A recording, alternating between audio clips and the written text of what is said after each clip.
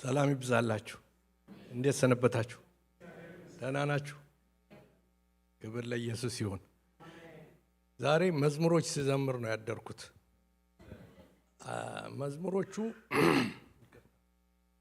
አንደኛው ኢየሱስ ጌታ ነው የሚል ነው። ኢየሱስ ጌታ ነው፣ ኢየሱስ ጌታ ነው። አታውቁትም ይሆናል፣ ግን ስንት ተራራ ወተንበታል። ግርማውን አየን እኛን ሲመራ፣ ድል እየሰጠ ሲያለመልመን፣ ፍቅሩ ከቦናል ጥላው ጋርዶናል። ውዱ ኢየሱስ ምሽግ ሆኖናል፣ ምሽግ ሆኖናል። ኢየሱስ ጌታ ነው፣ ኢየሱስ ጌታ ነው። የጌቶች ጌታ ነው፣ እውነትም ጌታ ነው። እግዚአብሔር ይመስገን። ከወላይታ የመጣችሁ ሰዎች ታውቁት ይሆናል፣ የዛ መዝሙር ነው።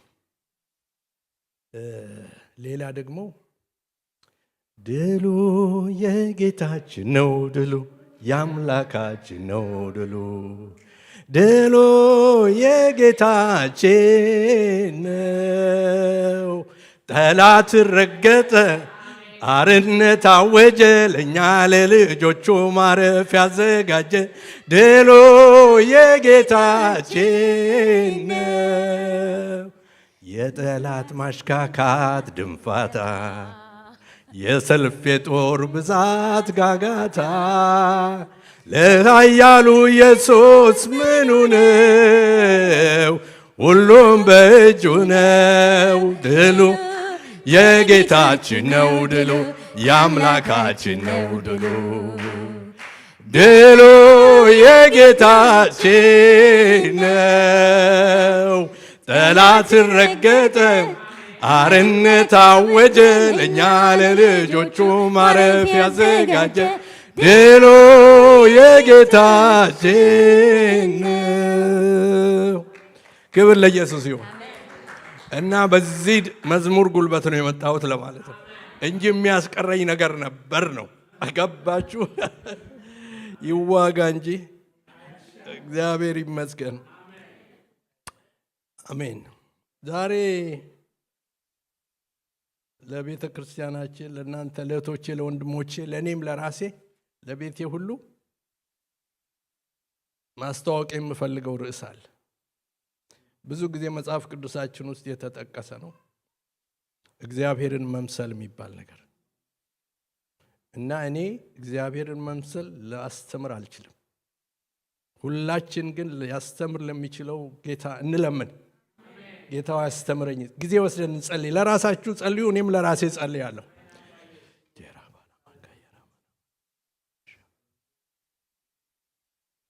ጌታ የዘላለም አምላክ አባታችን ስለሆንክ ተመስገን። በልጅነት ፍቅር ወደድከን እንደ ልጆችህ ጌታ ሆይ፣ መልካምነትን በሕይወታችን አበዛ። ዛሬም በእውነት አንተ እንድንመስል አስተምረን። ለእያንዳንዳችን መልካም አባት ነህና ስንቅ የሚሆነንን፣ የሚመራንን፣ የሚቀርጸንን የቃልን እውነት አብራልን። በሕይወታችንም ደግሞ እንድንኖርበት ጸጋና የመንፈስ ቅዱስን ኃይል ስጠን። ይህን ጊዜ አንተ ተረከብ። ክፉ ሁሉ በኢየሱስ ስም ይታሰር። ክብር ለአንተ ይሁን። ለእኛም በረከትና ደስታ ለአንተ ለአምላካችን ክብር ይሁን፣ በኢየሱስ ክርስቶስ ስም አሜን።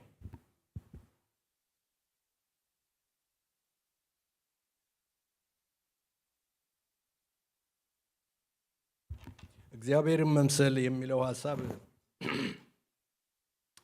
ይህንን ፓስተር ቢያስተምረው ጥሩ ነበር። ምክንያቱም የሚቀጥል ነው። ይሄ ነገር የእድሜ ልክ ነገር ነው። የአንድ ስብከት ጊዜ አይደለም። ስለዚህ በግላችን መማር ይኖርብናል። በግላችን መቀጠል ይኖርብናል። በእነዚህ በሐዋርያው ጳውሎስ በጻፋቸው አንደኛ ጢሞቴዎስ፣ ሁለተኛ ጢሞቴዎስ እና ቲቶ ላይ እንዲሁም ጴጥሮስ ላይ ይህ ሀሳብ ተነስቷል። ተደጋግሞ 15 ጊዜ ያህል ተጠቅሷል እና በአንደኛ ጢሞቴዎስ እንዳልኳችሁ እና እነዚህ የመጋቢያን ደብዳቤዎች ይባላሉ። አንደኛ ጢሞቴዎስ፣ ሁለተኛ ጢሞቴዎስ እና ቲቶ ለመጋቢዎች የተጻፈን ነው። ቲቶና ጢሞቴዎስ ምንድናቸው? ስራቸው መጋቢያን ናቸው፣ ፓስተሮች ማለት ነው።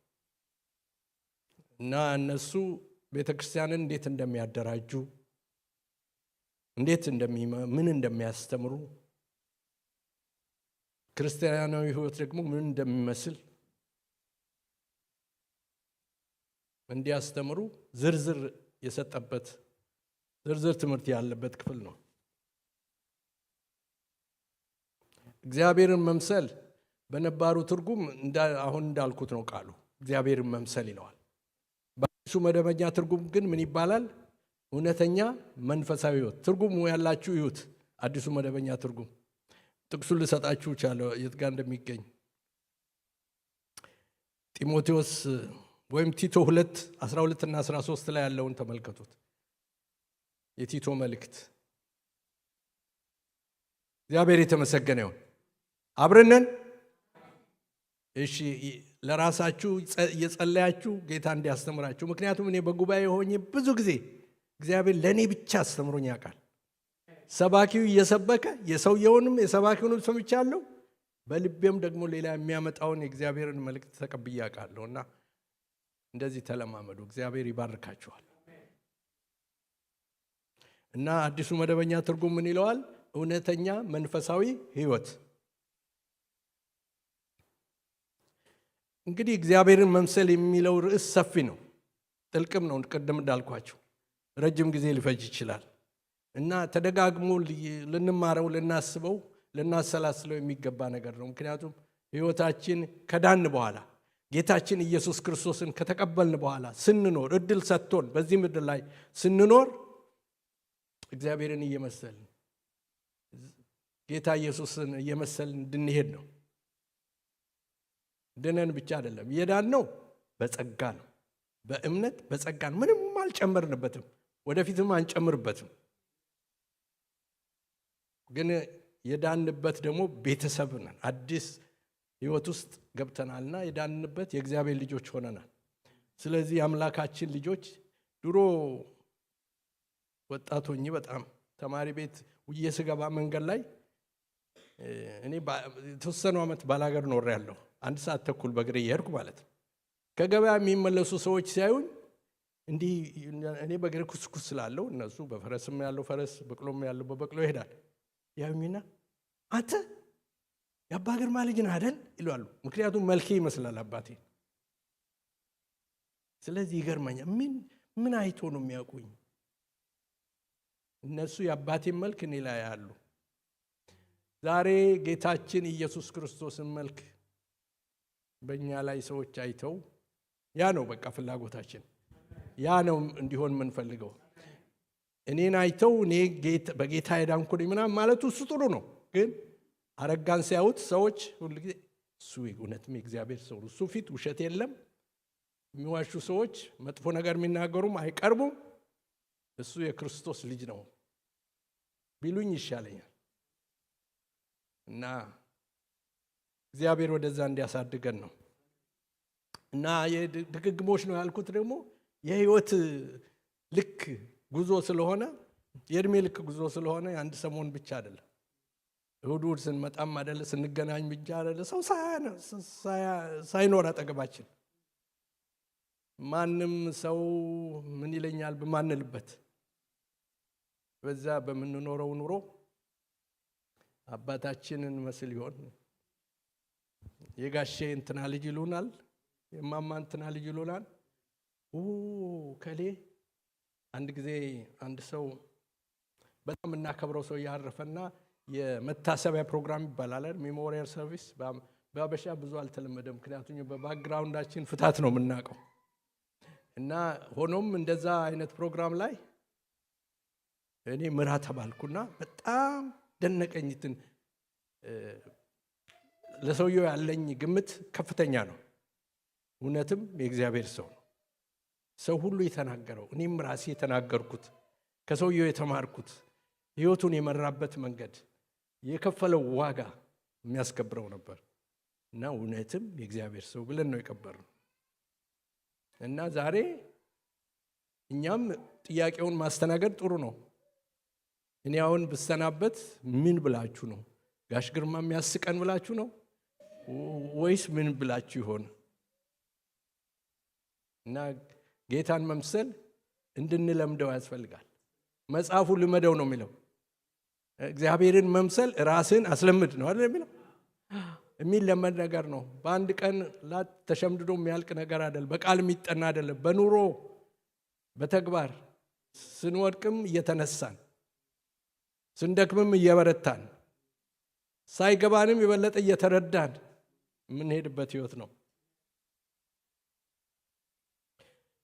ጌታችን ኢየሱስ ክርስቶስ ስለ ራሱ መምጣት ምን ብሎ ነበር? ዮሐንስ 10:10 ላይ ስለ ሌባው፣ ስለ ሰራቂው፣ ስለ ጠላት መምጣት ከተናገረ በኋላ ሌባው ሊሰርቅ፣ ሊያርድ፣ ሊያጠፋ ይመጣል፣ እኔ ግን ህይወት እንዲሆንላችሁ ምን ከዛስ እንዲበዛላችሁ። ይሄ አባንዳንት ላይፍ የሚለው ሐሳብ በእንግሊዝኛ ነው ያለው።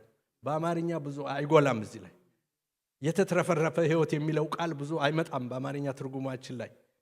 ኢየሱስ ግን የመጣው ለሚበዛ ህይወት፣ ለሚትረፈረፍ ህይወት እና የሚያድግ ህይወት ነው እኛ የተሰጠን ለማለት ነው።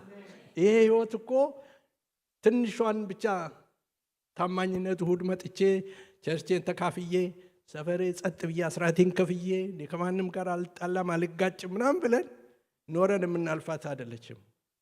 ፍሬም አፍርተን እኛም ተደስተን ነገራችንም ሰፍቶ ለሌሎችም ተቆርሰን የምናልፍበት ነው እና እግዚአብሔር በእኛ ከብሮ ፈቃዱን ሐሳቡን ፈጽሞና እግዚአብሔርን ለመምሰል የተሰመረ መስመር አለ፣ የተከፈተ በር አለ። ይሄ ነገር የሚበዛ የሚያድግ ነው። ህይወት እንዲሆንላችሁ እንዲበዛላችሁ። ጳውሎስ ለቆላሲያስ ሰዎች ሲጽፍላቸው በቆላሲያስ ምዕራፍ 2 ቁጥር 2 ላይ ቆላሲያስ 2 ምዕራፍ 2 ላይ እንደዚህ የሚል ቃል አለ። ወይም ከቁጥር 1 ጀምሬ ላንብበው። ቆላሲያስ ምዕራፍ 2 ከቁጥር 1 እስከ 2 ስለ እናንተና በሎዶቅያ ስላሉት ፊቴንም በሥጋ ስላላዩት ሁሉ እንዴት ያለ ትልቅ መጋደል እንዳለኝ ልታውቁ ወዳለሁና ልባቸው እንዲጸናና በፍቅርም ተባብረው በማስተዋል ወደሚገኝበት ወደ መረዳት ባለጠግነት ሁሉ እንዲደርሱ የእግዚአብሔርን ምስጢር እርሱንም ክርስቶስን እንዲያውቁ እጋደላለሁ። የተሰወረ የጥበብና የእውቀት መዝገብ ሁሉ በእርሱ ነውና። ኢየሱስ ክርስቶስ ታውቆ የሚጨረስ አይደለም። የተሰወረ ምን ይለዋል? የተሰወረ የጥበብና የእውቀት መዝገብ በምንድን ነው? በእርሱ ነውና። ስለዚህ የተሰወረ ነገር ያልደረስነው ነገር እየገባን እየጠለቅን እየተደሰት እየተባረክን የምንሄድበት ህይወት ነው። እግዚአብሔርን መምሰል መነሻው ከነዚህ ነው። እሺ ጌታ ይባርካችሁ። እግዚአብሔርን ለመምሰል ታዲያ አሁን በዚህ በቆላሲያስ ላይ እንዳየነው እርሱን ከማወቅ ነው የሚጀምረው። ኢየሱስ መታወቅ አለበት። የማዳኑን ማወቅ አይደለም፣ ባህሪውን ነው፣ ትንፋሹን ነው፣ መልእክቱን ነው። የምትግባቡት ሰው ጋር በአይነት ትግባባላችሁ አይደል? በተለይ ባለትዳሮች ወይም እህትና ወንድም ጓደኛ በቃ በምልክት ብቻ ነው የምትነጋገሩት። እንደዛ እንዲሆን ነው ቅርበቱ ማለት ነው። ጌታ ምልክት ሲሰጠን እንዲገባን፣ ቃሉ እንዲበራልን፣ ትንፋሹ ድምፁ እንዲገባን ኢየሱስን ማወቅ፣ አምላካችን እግዚአብሔርን ማወቅ፣ ሐሳቡና ፈቃዱን። እየሞቀ ነው ወይስ እንዴት ነው? ቤቱ ይሞቃል ትንሽ? ሰላም ናችሁ? እሺ፣ አንድ 4 ባህሪያትን እንውሰድ እስቲ እግዚአብሔርን የምናውቅበት። የመጀመሪያው ማንም ሰው ብትጠይቁት የዳነ ሰው የሚለው ፍቅሩ ነው። የእግዚአብሔር ፍቅር ያዳነው ሰው ያዳናቸው ሲናገሩ የሚሉት ይሄ ነው። እግዚአብሔር ፍቅር ነው ብሎ ዮሐንስ የፍቅር መልእክተኛ ነው የሚባለው ወንጌላዊ ዮሐንስ። አንደኛ ዮሐንስ 4 7 ጀምሮ እስከ 12 ብናነብ አንደኛ ዮሐንስ መልእክት ማለት ነው። አንደኛ ዮሐንስ መልእክት ምዕራፍ 4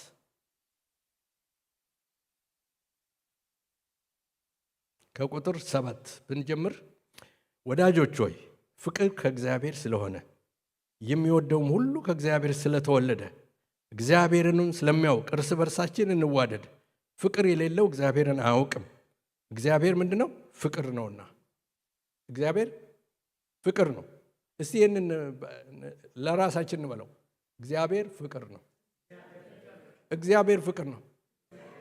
ፍቅር ባይሆን እኮ መዳን የለም። ታውቃላችሁ፣ ኢየሱስ ክርስቶስ እኮ አይመጣም። ወዶ የላከልን በፍቅሩ ነው። አንድያ ልጁን የሰጠን አይልም መጽሐፉ? ስለዚህ መዳን፣ መረዳት፣ መባረክ፣ የሚያዘምር፣ የሚያዘልል፣ የሚያስቅ፣ በጣም ብዙ ነገር የሚያስደርገው እኮ የፍቅሩ መንስኤ ነው። ስለዚህ በፍቅሩ እግዚአብሔርን ልናውቅ ፍቅር መሆኑን እንድንረዳ ያስፈልጋል። እግዚአብሔር ፍቅሩ እስከየት ነው? ፍቅሩ እኛ ሁል ጊዜ መልካም እንዲሆንልን ነው። እና ስንሄድ የሚገጥሙን ነገሮች አሉ።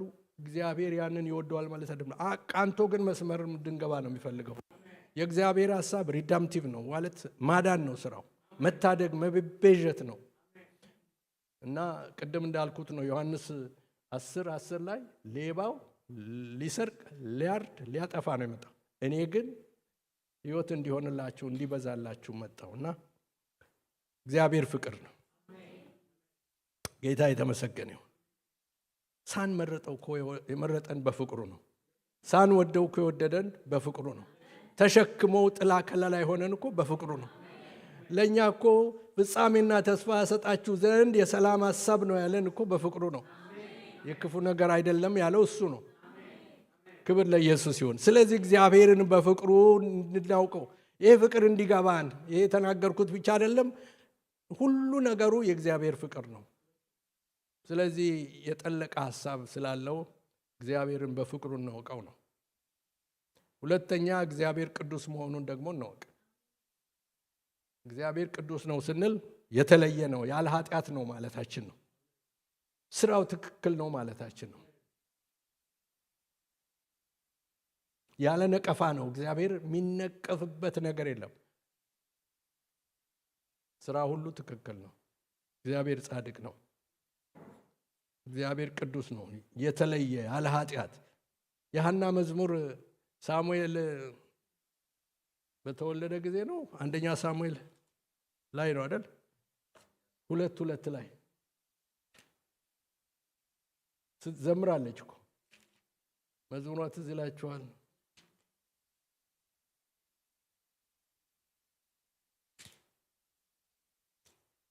ሁለት ላይ ምን አለች? እንደ እግዚአብሔር ቅዱስ የለምና እንደ አምላካችንም ጻድቅ የለምና ከአንተ በቀር ቅዱስ የለም።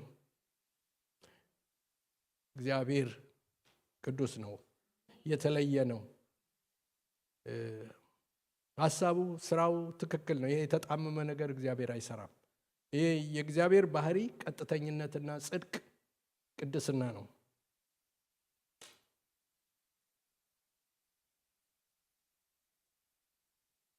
ዘሌዋውያን ምዕራፍ 11 ላይ ሄደን ስናይ ዘሌዋውያን ስናይ ምዕራፍ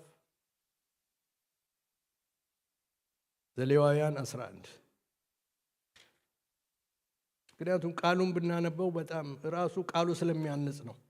ሳናውቀው እንኳን አእምሯችን ውስጥ መንፈሳችን ውስጥ ይቀመጣልና ቃሉን መስማት መልካም ነው። 44-45 ላይ እንደዚህ የሚል ቃል እናነባለን። ምዕራፍ 11 ዘሌዋውያን ምዕራፍ 11 44 እና 45 እኔ እግዚአብሔር አምላካችሁ ነኝና ሰውነታችሁን ቀድሱ፣ ቅዱሳንም ሁኑ፣ እኔ ቅዱስ ነኝና። በምድርም ላይ በሚሳብ ምናም ተንቀሳቃሽ ሁሉ ሰውነታችሁ አታርክሱ እና እግዚአብሔር ቅዱስ ነኝ ይላል። እኔም አምላካችሁ ሆን ዘንድ ከግብፅ ምድር ያወጣኋችሁ እግዚአብሔር ነኝ። እንግዲህ እኔ ቅዱስ ነኝና እናንተ። ያንን እንድንመኝ ነው የእግዚአብሔር ባህሪ።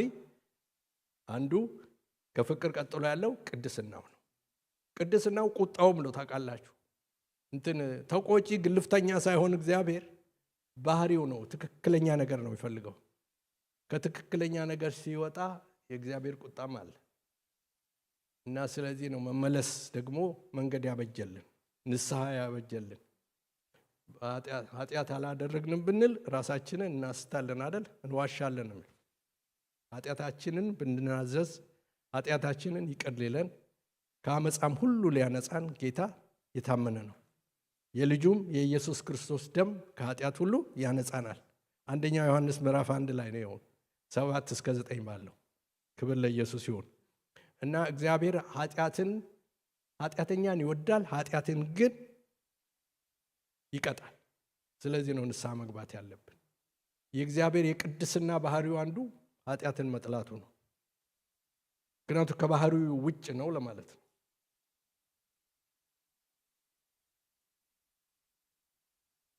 19:2 ላይ ደግሞ እንደዚህ አለ፣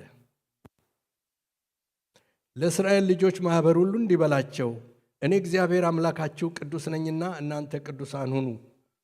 ይህ ጥሪው ነው እና አሁን የኔ ልጆች እኮ ሲያድጉ በተለያየ ነገር ስብዕናቸውን ለመገንባት ሞክሬያለሁ። አንዳንድ ጊዜ ሞቲቬሽናል የሆነ ነገር፣ አስፒሬሽናል የሆነ ይሄ ምንድን ነው ወደፊት ሲያድጉ እንዲሆኑ እንዲጣጣሩ አእምሯቸው ሀሳባቸው በዛ እንዲቀረጽ ተጽዕኖ ለማድረግ ሞክሬያለሁ። ከመጸለይ ባለፈ ማለት ነው። አብረን እንጸልያለን፣ ጸልይላቸዋለሁ። በተለይ እናታቸው በዚህ ላይ ብርቱ ነች እና እኔ ደግሞ ስካይ ዘ ሊሚት ብያለሁ።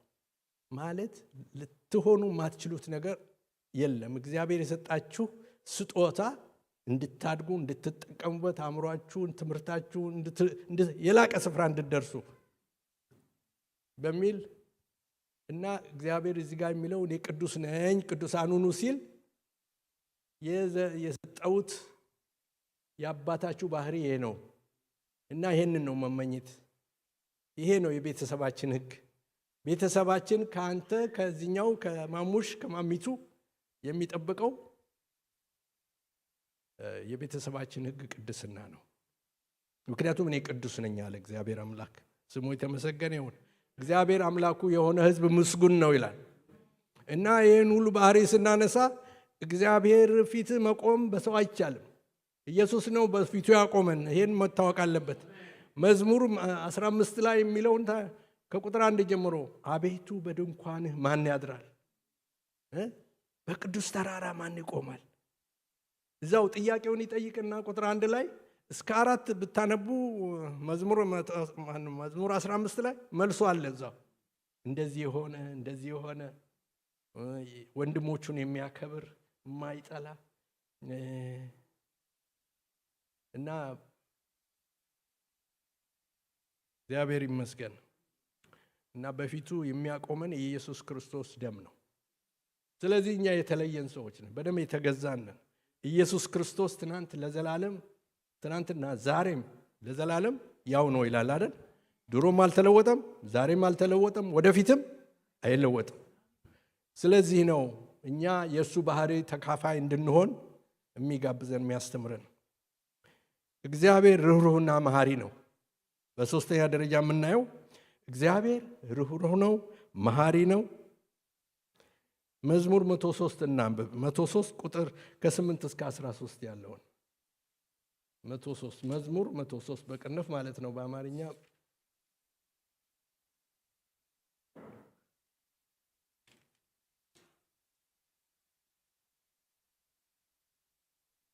ከ8 እስከ 13 8 ላይ እንደዚህ ይላል፣ እግዚአብሔር መሐሪና ይቅር ባይ ነው፣ ከቁጣ የራቀ ምሕረቱም የበዛ፣ ሁልጊዜም አይቀስፍም፣ ለዘላለም አይቆጣም። እንደ ኃጢአታችን አላደረገብንም፣ እንደ በደላችን አልከፈለንም። ሰማይ ከምድር ከፍ እንደሚል እንዲሁ እግዚአብሔር ምሕረቱን በሚፈሩት ላይ አጠነከረ። ምስራቅ ከምዕራብ እንደሚርቅ እንዲሁ ኃጢአታችንን ከኛ አራቀ። አባት ለልጆቹ እንደሚራራ እንዲሁ እግዚአብሔር ለሚፈሩት ይራራል። እግዚአብሔር የተመሰገነ ይሁን። የአምላካችን ባህሪ ደግሞ ይሄ ነው። ፍቅር ነው፣ ቅዱስ ነው፣ ርኅሩህና መሐሪ ነው። ስለዚህ የቤተሰባችን ሕግ አንዱ ይሄ ርኅሩህ መሆን፣ መሐሪ መሆን። እግዚአብሔር ጸሎትን ይሰማል። ርኅራኄው ይሄ ነው። ሰምቶም ደግሞ ይመልሳል፣ ያድናል፣ ደግሞ ይታደጋል እኮ። ርኅሩህና መሐሪ ስለሆነ እኮ ደግ ስለሆነ ነው። ይሄ ደግ የሚለው ተራ ቃል ይመስላል፣ ግን እግዚአብሔርን ይገልጽልኛል። እኔ አንዳንድ ሰዎች ደጎች አሉ፣ ግን እግዚአብሔር ሁልጊዜ ደግ ነው። ቅን የሆነውና የሚጠቅመኝን ነው የሚያደርግልኝ። የማያስፈልገኝን የሚጎዳኝን ነገር አያደርግልኝም። የታመነ ነው በቃ እሱ። እግዚአብሔር ይመስገን። የሚራራ፣ የሚምር፣ የሚረዳ፣ ይቅር የሚል ነው ጌታ። ስሙ ለዘላለም ይባረክ።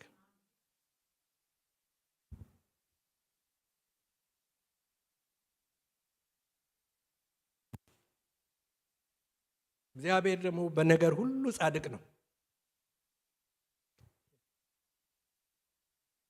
እግዚአብሔር ፍርዱ ትክክል ነው።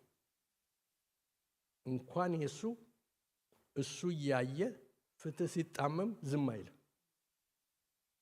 ይህን እናውቃለን እኮ። ምናልባት በእኛ ፍጥነት አይሆን ይሆናል። እግዚአብሔር ጣልቃ ሲገባ አይታችሁ አታውቁም? እግዚአብሔር ጊዜን ሁሉ የሚቆጣጠር አምላክ ነው። ፍትህ ከሱ አያመልጥም።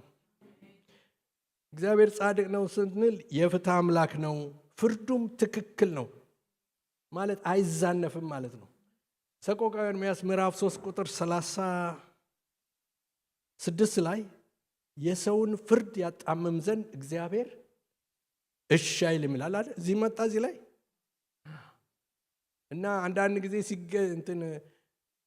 አቅመ ቢስነት ይሰማናል። ሰው የእኛን ነገር ባላግባብ ተረድቶ ነገር ሲያበላሽብን፣ የዘጋብን ሲመስል፣ ፍትህ የተጓደለ ሲመስል፣ እግዚአብሔር ግን በዙፋኑ አለ። እግዚአብሔር ጻድቅ ነው፣ ትክክል ነው፣ ሐሳቡ ስራው ፍጹም ነው።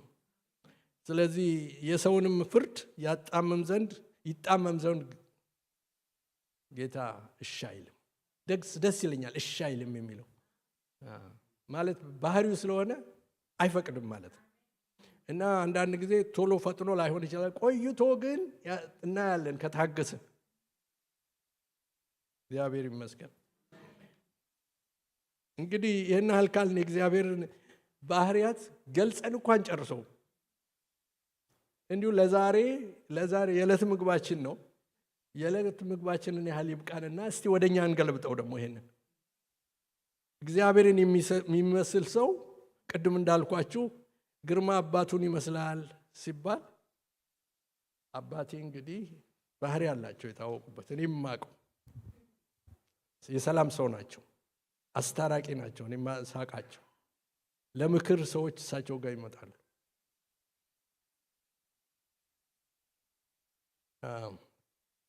እንግዲህ የእግዚአብሔርን የሚመስል ሰው አንዱ የሚታወቅበት መንገድ ቅድም ስለ ጌታ የተነጋገርነው ምንድነው? መጀመሪያ እግዚአብሔር ባህሪው ምንድነው አለ? ፍቅር። እና እኛም በፍቅር ነው የምንታወቀው። በቁጣ አይደለም፣ በንዴት አይደለም፣ በመጨቃጨቅ አይደለም፣ በመካሰስ አይደለም፣ በጥላቻ አይደለም፣ በቂም አይደለም። የደህንነት ትምህርት ስንማር ያልወጣ ነገር ይሄ ቂም የሚባል ነገር አለ። አንዳንድ ሰው እኮ በእውነት ድፍረቱ ይገርመኛል። እኔ ጌታን ይቅር አልለውም ይላል።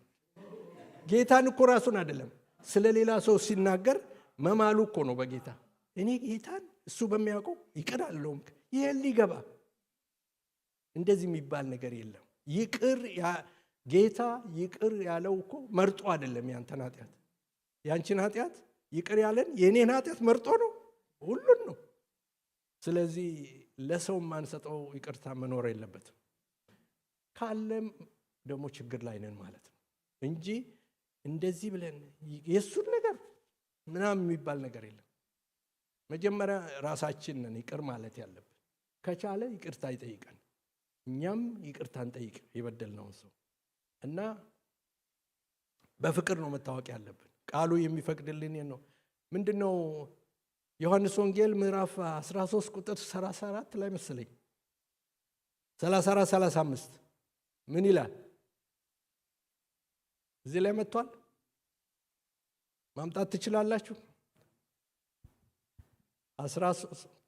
ዮሐንስ ወንጌል ምዕራፍ 13 ከቁጥር 34 እስከ 35 ምንድን ነው የሚለው? በምናችሁ ያውቋችኋል? በፍቅራችሁ ደቀ መዛሙርቴ መሆናችሁን ያውቃሉ። ድሮ አንድ መዝሙር ነው፣ አንድነን በመንፈሱ አንድነን በጌታ አንድነን በመንፈሱ አንድነን በጌታ ይህንን ለማስታወቅ በፍቅር እንበርታ ነው መዝሙሩ። እና አዎ አንድነታችን አሕዛብ ያያሉ ይላል። ቀጥሎ ያለው መስመር ደግሞ ያያሉ፣ በፍቅር አንድነታችን ያውቃሉ። ስለዚህ ዮሐንስ 13 34 35 ላይ አንድነን በመንፈሱ አለ። ምንም ወንድም እህት እኮ አይመረጥም። የሰጠን ወላጆቻችን የሰጡን ወንድምሽ እህትሽ አብረን ካደግን ወይም ተለያይተን አድርገን ከሆነ ያ ወንድምህ ነው እህት ነው ካሉ መቀበል ነው እንጂ አይ የምፈልገው አይነት አይደለም ከለሩ ምናምን አለቻች።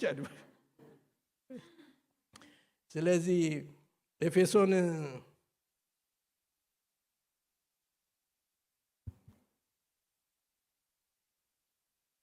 እተወው ግድ የለም። ኤፌሶን 4 ላይ እንደዛ የሚል ሀሳብ አለ እኮ። ይሄ ህብረትን የሚጎዱ ነገሮች፣ የፍቅርን የሚቀንሱ ነገሮች አሉና የደህንነት ትምህርት ስንማር እነሱ ማራገፍ ነበረብን ነው። ስንቀልድ እኮ የምንለው ነገር አለ።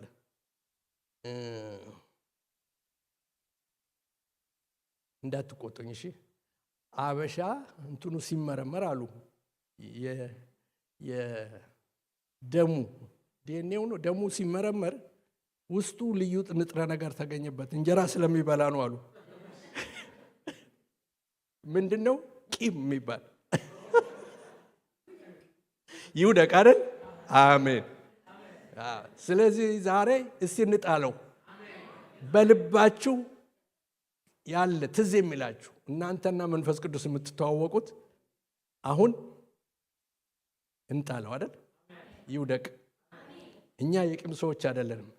የምን ሰዎች ነን? የፍቅር። ቢተናነቀንም እንለምደዋለን እንጂ ራሳችን እናስለምዳለን እንጂ ለዛኛው መኖሪያ አንሆንም። እኛ ለፍቅር መኖሪያነት ነው የተጠራ።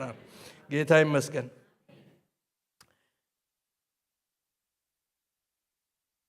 ሁለተኛ ጴጥሮስ ላይ እንደምታውቁት መሰላል ነገር ምዕራፍ 1 ላይ እንደ መሰላል ነገር ነው የማያቸው እነዛን ሐዋርያው ጴጥሮስ ያላቸውን። ሁለተኛ ጴጥሮስ ላይ ምዕራፍ 1 ከቁጥር 5 ስለዚህም ምክንያት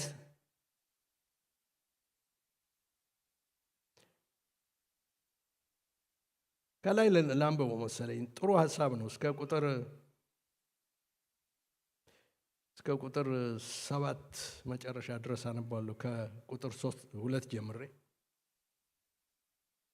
የመለኮቱ ኃይል በገዛ ክብሩና በበጎነቱ የጠራንን በማወቅ ለሕይወትና እግዚአብሔርን ለመምሰል የሚሆነውን ነገር ሁሉ ስለሰጠን በእግዚአብሔርና በጌታችን በኢየሱስ እውቀት ጸጋና ሰላም ይብዛላችሁ ካለ በኋላ ስለ ክፉ ምኞት በዓለም ካለው ጥፋት አምልጣችሁ ከመለኮት ባህሪ ተካፋዮች በተስፋ ቃል እንድትሆኑ በእነዚያ ክብርና በጎነት የተከበረና እጅግ ታላቅ የሆነ ተስፋን ሰጠን። የባህሪው ተካፋዮች እንድትሆኑ እናስጦታለን ማለት ነው። ፖቴንሻሊ የተሰጠን ገና ያላወጣነው ማዕድን አለ ማለት ነው። ቀጥሎ ያለው ነው የምፈልገው። ስለዚህ ምክንያት አንደኛ ትጋትን ሁሉ እያሳያችሁ በእምነታችሁ እምነት አለ ማለት ነው። ትጋት፣ እምነት፣ በጎነት ጨምሩ፣ በበጎነትም እውቀትን ጨምሩ፣ በእውቀትም ራስን መግዛት፣ ራስንም በመግዛት መጽናትን፣ በመጽናትም እግዚአብሔርን መምሰል፣ እግዚአብሔርንም በመምሰል የወንድማማችን መዋደድ፣ በወንድማማችን መዋደድ ፍቅርን ጨምሩ። እንደ ደረጃ አድርጋችሁ ብስሉት ስንት ደረጃዎች ነው? 7 ይወጣዋል መሰለኝ። እንዲህ እየተራመዳችሁ ይሄው 3 ነው እዚህ ጋር ያለው ደረጃ። ግን እዛ ጋር ወደ ልጆቹ ክፍል ስትሄዱ ብዙ ደረጃ አለና እየቆጠሩ የእድገት ደረጃ ነው። እንድንቆም አይፈልግም። ሐዋርያው ጴጥሮስ የእድገት ሰው ነው። እደጉ ነው የሚለው እና በፍቅር እንደግ ነው። ጌታን እንምሰል ነው። እግዚአብሔርን መምሰል የምንለው ይሄ ነው።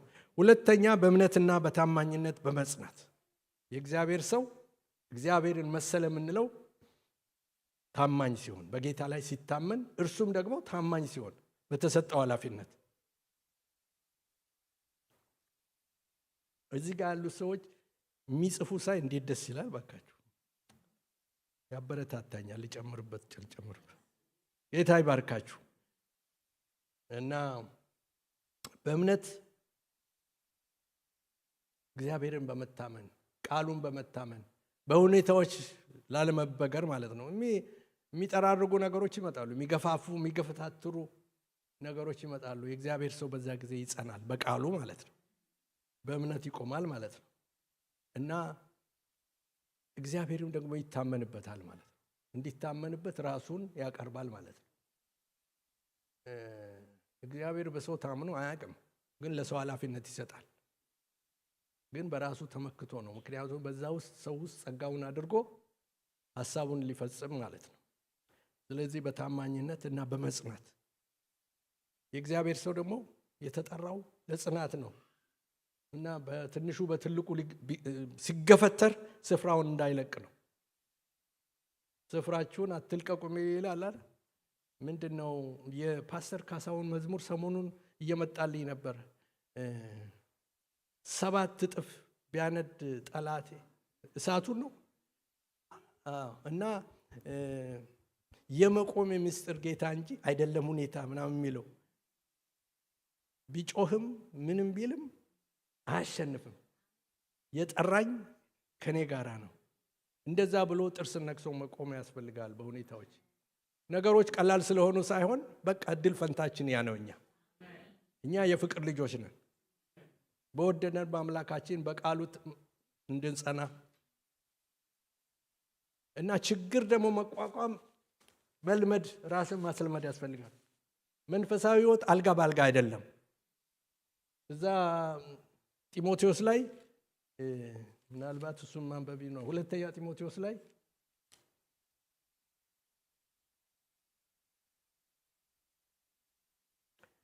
ቁጥር 12 በእውነትም በክርስቶስ ኢየሱስ እግዚአብሔርን እየመሰሉ ሊኖሩ የሚወዱ ሁሉ ይሰደዳሉ። በዓለም ውስጥ ሳላችሁ መከራ አለባችሁ ብሎ ተናግሯችኋል ጌታ መድኃኒታችሁ። ዮሐንስ ወንጌል ምዕራፍ 16 ቁጥር 33 በዓለም ሳላችሁ መከራ አለባችሁ፣ ነገር ግን አይዟችሁ እኔ ዓለሙን አሸንፌአለሁ። ይሄ ደግሞ የሚለው ምንድነው? እግዚአብሔርን እየመሰሉ ሊኖሩ የሚወዱ ሁሉ ይሰደዳሉ። ስደት አለ። ስደት ሲባል እንደ ድሮ ላይሆን ይችላል። እኛ እንደምናውቀው እስር ቤት መግባት፣ መደብደብ፣ ከስራ ከእድር መውጣት ምናምን ላይሆን ይችላል። አሁን ደግሞ ግን ብዙ አይነት ስደቶች አሉ። እዚህ ሀገር ያለው ስደት እኮ ከባድ ነው ደግሞ ታውቃላችሁ። እናንተ አልነገራችሁም። አሁን ይሄ ፖዚሽን ብትይዙ፣ ይሄ እምነታችሁን አጠንክራችሁ ስለ ልጆቻችሁ ብትሟገቱ አይለቃችሁም። በጣም ስለ ልጆቻችሁ በትምህርት ቤት እንዲህ አይነት የኔ ልጅ አይማርም እኔ ማምነው እንደዚህ ነው ብትሉ፣ ይሄ በጾታዊ ጉዳይ ላይ ያለውን ለምሳሌ እሱ አሁን ሲያስቀኝ ነበረ። አንድ ወንድም እዚሁ አለ። በመስሪያ ቤት አንቺ ነው አንተ ብዬ ልጥራህ የሚባል ነገር፣ እናንተ ማታውቁ የተሸፈናችሁ ሰዎች ልትሆኑ ትችላላችሁ፣ ተከልላችሁ የምትኖሩ ግን ችግሩ አለ። ስለዚህ ጌታን ይዘን ስንሄድ ሁልጊዜ አልጋ ባልጋ አይደለም፣ ስደት አለ። ጌታን መምሰል ከራስም ጋር መጣላት አለ። ምክንያቱም የምትፈልጉትን ሁሉ አታረጉም፣ ሰዎችም ደግሞ የሚፈልጉትን አታረጉላቸውም። የሚገዛችሁ ጌታ ነው። ስለዚያ በዛ ምክንያት ግጭት ይኖራል። ስደት ማለት እሱን ሁሉ ያጠቃልላል ማለት ነው።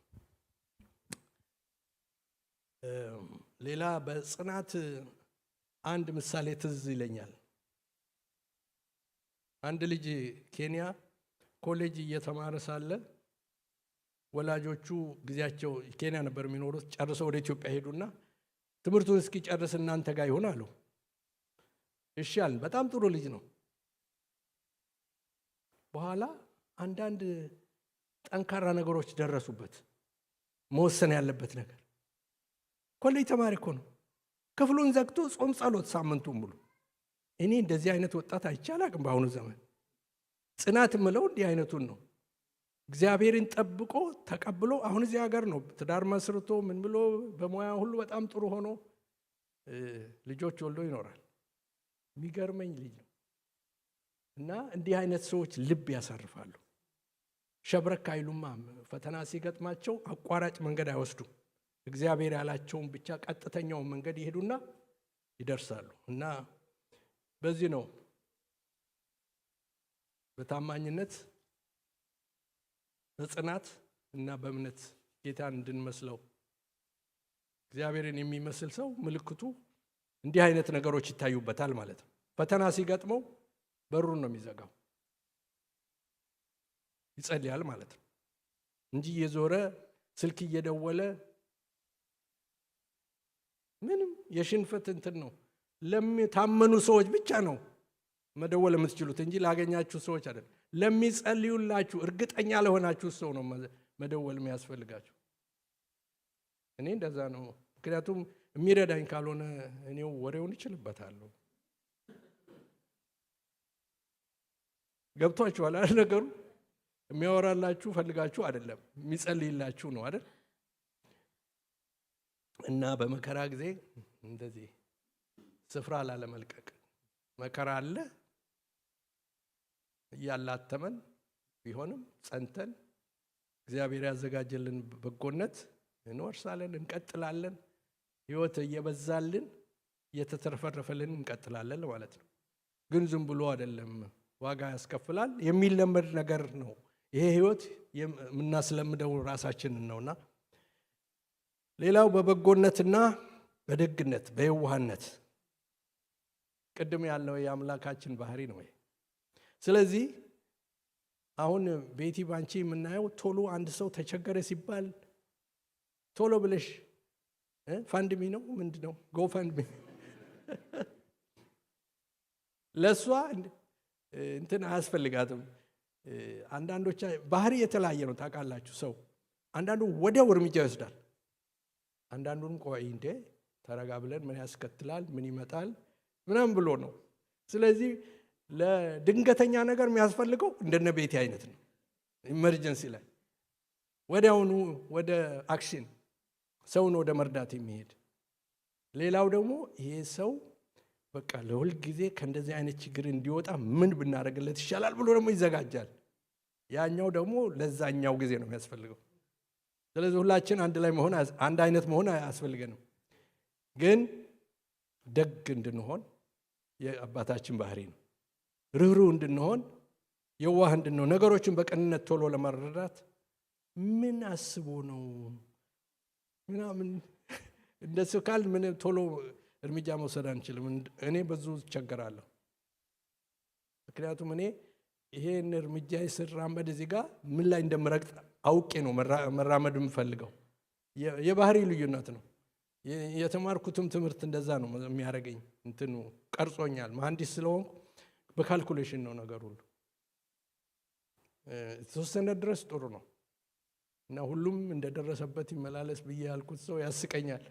በደረሳችሁበት ተመላለሱና ግን ዋናው መሰረታችን ርህራሄን፣ በጎነትን፣ ደግነትን ያዘለ ይቅር የሚል ነገሮችን በቅንነት የሚያይ ፍቅርን የሚያጠነክር ፍቅር ማጠንከር ፍቅርን ተከታተሉ አይደለም የሚለው መጽሐፉ።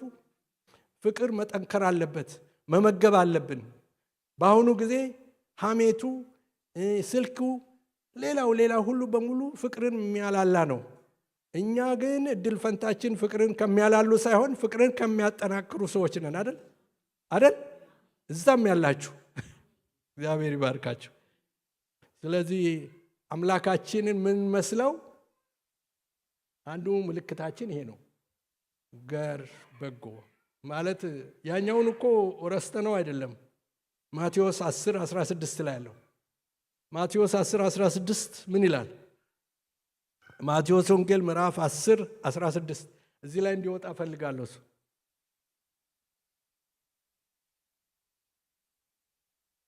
ወጣ።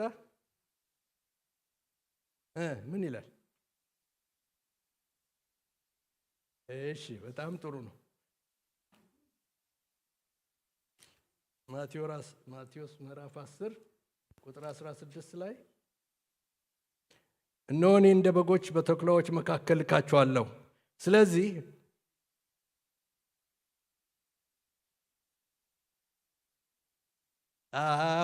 እዚህ ጋር ሚዛኑ እባብ ሁኑ ማለት አይደለም፣ እንደ ነው የተባለው። ማስተዋልን ጨምሩበት ነው።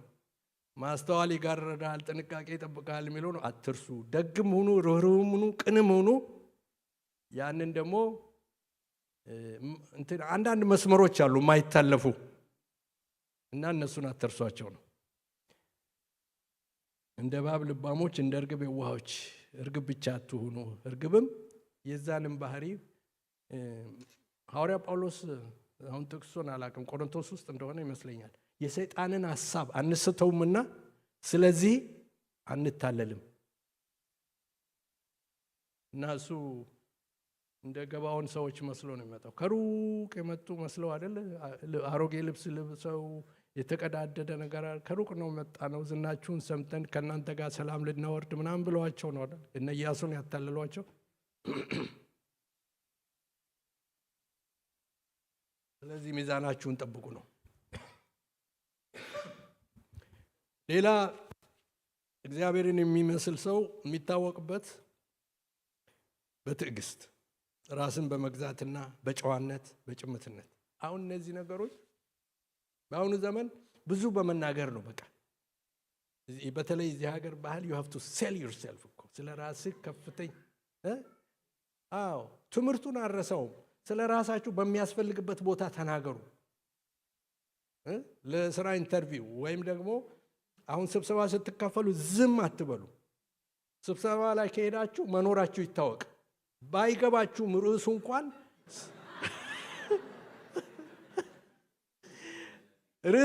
ባይገባችሁ ስሜ ቤቲ ተስፋዬ ተሰማ እባላለሁ ብለሽ መናገር። አሁን ምንድነው ይሄ?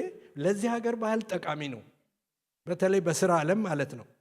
እንደዚህ ስማችሁን ማስያዝ፣ መኖራችሁን ማሳወቅ። ግን ይህ አይደለም መጽሐፍ ቅዱሳችን የሚለው። ጭምትነት ስንል የማያስፈልገውን አትናገሩ ነው። ምክንያቱም የለመደ ነገር ይለቃል ዝም ብሎ እና አጥብቀህ ልብህን ጠብቅ የህይወት መውጫ በእርሱ ነውና ነው የሚል ቃል አለ።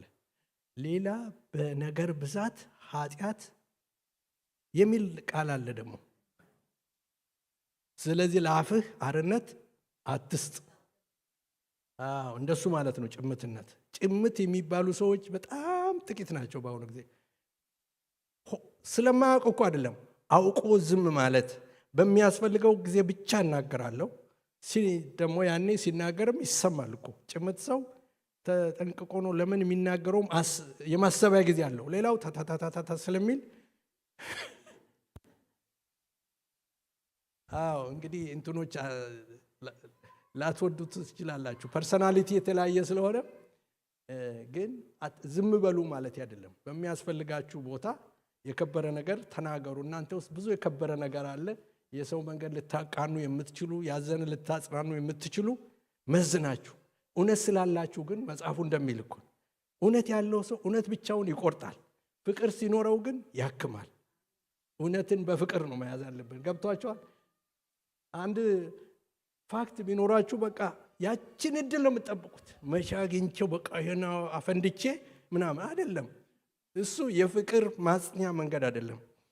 ሰዓቱ እየሄደ ነው ለካ። አንደኛ ጢሞቴዎስ 2:1-2 እናንብብ እስቲ። አንደኛ ጢሞቴዎስ ምዕራፍ 2 እንግዲህ እግዚአብሔርን በመምሰልና በጭምትነት ሁሉና ጸጥና ዝግ ብለን እንድንኖር ልመናና ጸሎት፣ ምልጃም ምስጋናም ስለ ሰዎች ሁሉ ስለ ነገስታትና ስለ መኳንንት ሁሉ እንዲደረግ ከሁሉ በፊት እመክራለሁ ይላል። እና ሰዎች ሊድኑ የሚችሉት ወንጌል ሊሰበክ የሚችል እኛም በሰላም ልኖር የምንችለው ጸሎት ሲደረግ ነው ብሏል። ግን እዛ ውስጥ የምንፈልጋቸው ነጥቦች አሉ። እግዚአብሔርን መምሰል የሚመሰለው አንዱ በጭምትነት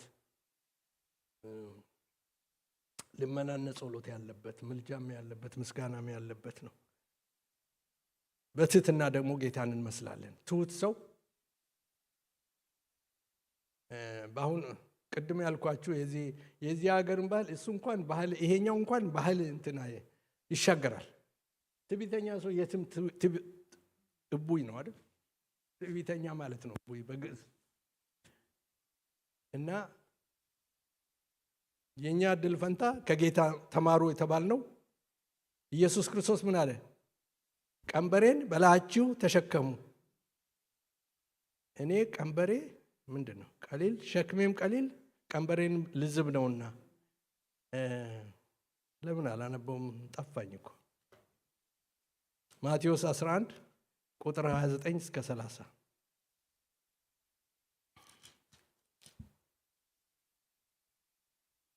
ቀንበሬን በላያችሁ ተሸከሙ ከኔም ተማሩ፣ እኔ የዋህ በልቤም ትሁት ነኝና ለነፍሳችሁም ረፍት ታገኛላችሁ። ቀንበሬ ልዝብ ሸክሜም ቀሊል ነውና። ከኔ ተማሩ ስለተባለ ነው እዚህ የፈለግኩት። ጌታ ከኔ ተማሩ ካለ የሀገር መሪ ቢናገር ይሄ እኮ የሰማይና ምድር ንጉሥ ነው የኛ ጌታ የተናገረና ትህትና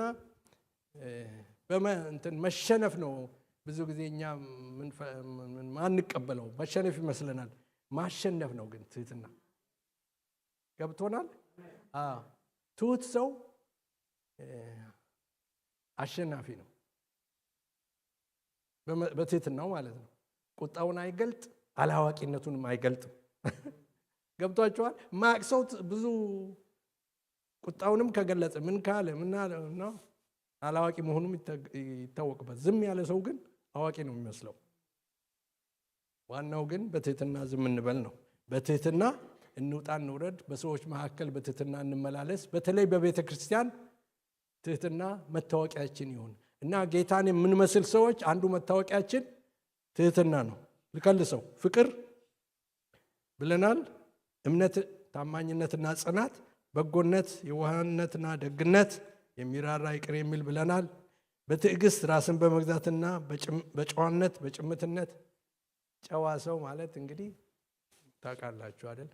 የማይገባው እንትን ነው። ለራሳችን መፍቀድ ያለብን ከዚህ በታች አልወርድም የሚል እንትና ስትናገር ሁል ጊዜ ያለችው ፖለቲካ ስለምሰማ አልፎ አልፎ እንዳትቀየሙኝ። እንትና በካምፔን ጊዜ ሚሼል ኦባማ ስትናገር when they go low አለች we go high። ምን ማለት ነው? ሌሎቹ እንደው በሚያረጉት ነገር በቃ ወርደው ሲፈጠፈጡ ደረጃቸውን ለቀው ማለት ነው። የክብር ቦታ አለው እኮ ሰው ሁሉ። ሰዎች ሲወርዱ እኛ አንፈቅድም፣ ወደ ላይ ከፍ እንላለን እንደ ንስር ማለት ነው። እና የትህትና መንገድ እንደሱ ነው ለማለት ነው። መታበይ ከፍ ያልን ይመስለናል። ትህትና ነው ግን የከፍታ መንገድ። ሌላው ደግሞ በጽድቅ ትክክል የሆነውን መርጦ የሚያደርግ ውሸትን፣ ስርቆትን፣ ሐሜትን፣ ቁጣን፣ ጠብን ምናምን የሚባሉትን መቀነስ። ማጥፋት ባይቻልም እየቀነሱ መልመድ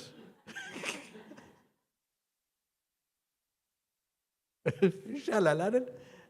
የማይሆን ነገር ከምንነጋገር መቀነስ ጥሩ ነው። የቱግ የሚለውን ሁሉ እና ሳናውቅ የምናማውን ሁሉ። ሌላው እግዚአብሔር ሰው ሌሎችን በማገልገል ነው የሚታወቀው። መጽሐፉም እንደሚል እውነተኛው ሃይማኖት ምንድን ነው አለ ያዕቆብ 1:27 አንቺ ይህን ማወቅ አለብሽ። እውነተኛ ሃይማኖት 1:27 ምንድን ነው? መበለቶችን በችግራቸው መርዳት፣ እናትና አባት የሌላቸውን ፓራፍሬዝ እያረኩ ነው፣ እዛ ላይ መጥቷል። በቃ ይህን ያዥው አንቺ ሁልጊዜ ህይወትሽ ስለሆነ እግዚአብሔር ይመስገን። እና የእግዚአብሔር ሰዎች መታወቂያቸው እውነተኛ ሃይማኖት ነው። እውነተኛ ሃይማኖት ማለት ደግሞ ችግረኞችን የሚረዱ ነው። አቅደው ሲያጋጥማቸው ሲለመኑ አይደለም፣ በህይወታቸው የህይወታቸው ክፍል ነው ይሄ። እና ሰው ለመርዳት ምን ማድረግ አለብኝ፣ ይሄን እንደዚህ ማስቀመጥ አለብኝ ለሰው ብሎ ገቢም ሲገኝ ሲመደብ ማለት ነው። አንድ ሰው ቻሌንጅ አድርጎኛል ድሮ። እኔ አስራቴን ከፍላለሁ አለኝ። ኬንያዊ ነው ሰውየው። እና በየወሩ ግን 5% እነዚህ ነገር ሰዎች ይመጣሉ፣ ጠይቁኛል፣ ለነሱ አስቀምጣለሁ። የምሰጠው ሰው ካገኘው ሰጣለሁ አለ። ካልሆነ አስቀምጠውና ለሚቀጥለው እንደዚህ ተጠራቅሞ አንዳንድ ሰዎችን በዘለቄታ ጥሩ አድርጌ ልረዳ የምችልበት እድል ይገጥመኛል ብሎ አስተማረኝ ማለት ነው ከሰው ህይወት። እና ሌላ ደግሞ ከፍቅር ጋር ተወዳዳሪ የሆነ በአማኝ ህይወት መታየት ያለበት ክርስቲያን ሆኖ ጌታን መምጣት የማይጠብቅ ሰው ከሆነ አደጋ ነው። ስለዚህ የጌታን መምጣት በመጠባበቁ የተባረከው ተስፋችንን በመጠባበቁ የእግዚአብሔርን የሚመስል ሰው በዚህ ነው የሚታወቀው። ይሄ መጨረሻው ነው። ስለዚህ እግዚአብሔር ይባርካችሁ። ፊልጵስዩስ 3:20 እዛ ላይ አድርገው። ፊልጵስዩስ ምዕራፍ 3 ቁጥር 20 እኛ ሀገራችን በሰማይ ነው። ይሄ ሁሉ ይሁን እንጂ እዚህ ምድር አንቀርም መጨረሻችን እና መኖሪያችን እዛ ስለሆነ እሱም መርሳት የለብንም። የዳነውም ለዛ ነው እንጂ እዚህ ለመዘመር ብቻ አይደለም፣ ለዘላለም ለመዘመር ነው የዳነው። ከጌታ ጋር ደስ ብሎን ከእርሱ ጋር ለመኖር ነው። ላልተወሰነ ጊዜ፣ ለማይቆጠር ጊዜ ወጣ እዚህ ላይ እኛ ሀገራችን በሰማይ ነው። ከዚያም ደግሞ የሚመጣው መድኃኒት እርሱም ጌታን ኢየሱስ ክርስቶስን እንጠባበቃለን። እግዚአብሔር ይባርካችሁ።